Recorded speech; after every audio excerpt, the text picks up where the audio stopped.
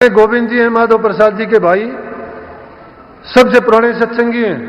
ऐसे सत्संगी कि अपनी संगत में नाम लेने के लायक, उनका बच्चा बच्चा।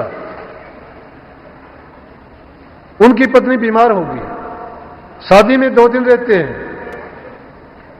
मैं उनके घर आता हूं, राजीव जी वहां थे, हरिकेश था, रघुवीर था और काफी सत्संगी थे, शायद ये संजय अशोक ये भी मौजूद थे वहां पे। राजीव जी की आंखों में पानी था। क्यों था? कि उसकी हालत यह थी कि वो बैठने उठने लायक नहीं थी।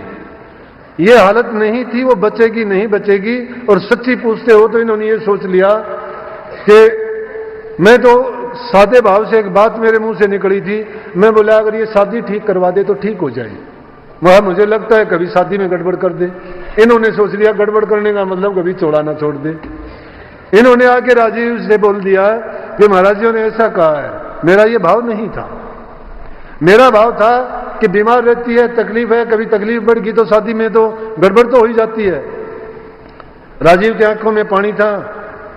बल्कि मैं आया था, माधव प्रसाद के पोता हुआ था, उसकी खुशी में वहां चलो मीठा मुंह करेंगे, खाएंगे, लेकिन खाने लगे तो राजीव ने एक बार कहा, जी ने बोला वो तो गोविंद भाई साहब के शादी है 17 तारीख की। मैंने अनसुनी कर दी, मैंने ध्यान नहीं दिया, मैं खाने में लगा रहा। फिर थोड़ी देर के बाद फिर बोला, जिस आदमी को जो तड़प होती है वो दूसरे की नहीं सुनता है। जब आपको भी नाम की तरफ जब होगी तो दुनियादारी के पदार्थ इसी तरह से नहीं अच्छे लगेंगे। इसको नहीं पता था मैं क्या खाता हूं, इसको नहीं पता था कि मैं क्यों आया हूं, इसको तो एक ही चीज थी, कच्चा दिल बहुत है, रोता बहुत पहले है, ये बोलने से पहले रोता है। कहने लगा थोड़ी देर के बाद फिर बोला, जी वो गोविंद की जी नहीं जी कृपा होनी चाहिए। आंखों में पानी भर रखा। मैंने फिर भी इसको अनसुना कर दिया। इसने सोचा फिर नहीं सुनी, लेकिन मैं अपने उसी में रहा। तिबारा फिर इसने कहा, मैं कहने लगा यार कह दिया, बोल दिया, सुन ले, बस इतना ही कहा इसको। लेकिन मेरे दिल में बात आई कि गोविंद बहुत शरीफ है, अगर इसको तकलीफ हुई तो मुश्किल होगी। लेकिन मैं चला गया, सोचता रहा। दूसरे दिन गोविंद चला गया सुबह सुबह, और जाते इसने इतनी जोर से चीख लगाई कि आदमी अगर दूसरे बैठे हो दिल दहल जाए। मैं बोला बैठता हूं, क्या बात है? बोला जी ठीक करो उसे। मैं बोला ठीक हो जाएगा, लेकिन एक बात बताऊं, जब रोने वाले के साथ अच्छा सलूक करोगे ना, वो रोना बंद नहीं करेगा।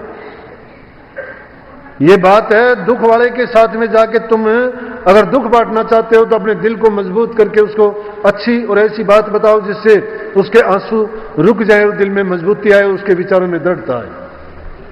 मैंने उसको धमकाना शुरू कर दिया। अगर उसकी बात में हाँ करता तो ना वो रुकता, और शायद हो सकता है थोड़ी देर के बाद मुझे भी आंसू आते।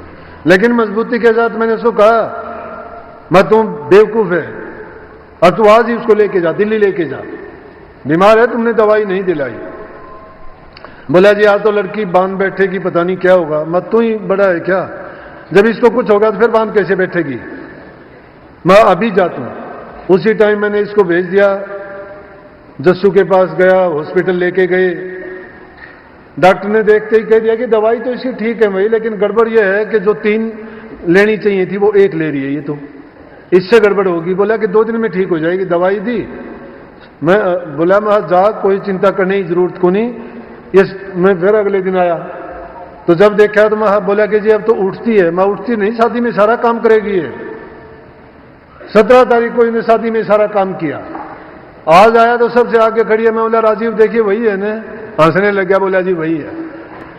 अरे संतों की बात कहता हूं, मेरी तो नहीं है ये, लेकिन मैं संतों के नियम की तो अपने गुरु महाराज को अर्पण कर देता हूं। मुझे जब भी काम और गरज पड़ता है, राधा स्वामी दयाल और हजूर परम संत ताराचंद जी को एक रूप मानता हूं। मेरा काम चलाने वाला है, मेरा विश्वास है। जब मैं अपने सच्चे दिल से पुकार करता हूं, मेरे सब काम पूरे किए हैं। और कभी मुझे संदेह नहीं होता ये काम नहीं होगा। मैंने कभी नकारात्मक नहीं सोचा। क्यों नहीं सोचा? मैं आप लोगों को एक ऐसी पॉजिटिव थिंकिंग देता हूं, सकारात्मक विचार देता हूं कि चाहे तुम्हारे पास मुर्दा भी क्यों न हो, अगर तुम अपने विचारों की दृढ़ता से, अगर तुम नाम के जपने वाले हो और किसी गुरु के शरण पड़े हो या उनका पल्लू पकड़ा है आपने, तो उस लाइन को साकार करके दिखाओ, अपने विचारों को पुख्ता करो और उस नाम का अगर आप सिमरण मात्र भी करते हो तो बड़ी से बड़ी मुश्किल और आफत एक छिन में टल जाएगी, देर नहीं लगेगी।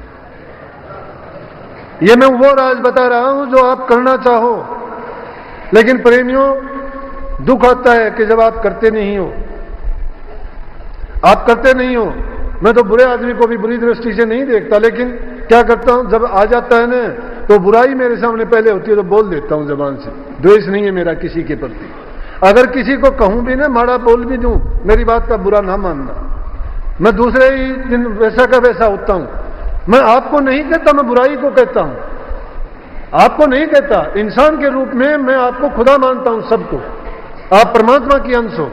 लेकिन जो कुछ कहा जाता है उस बुराई को कहा जाता है। अगर कोई वो बुराई हो तो बुराई को निकाल देना। आपसे तो मेरा उतना ही प्यार है जितना कि मेरा सतगुरु से, क्योंकि मैं आपको गुरु के रूप में देखता हूं। साध संगत मेरी जान है, मेरा शरीर है, मैं तो एक निमित्त मात्र हूं।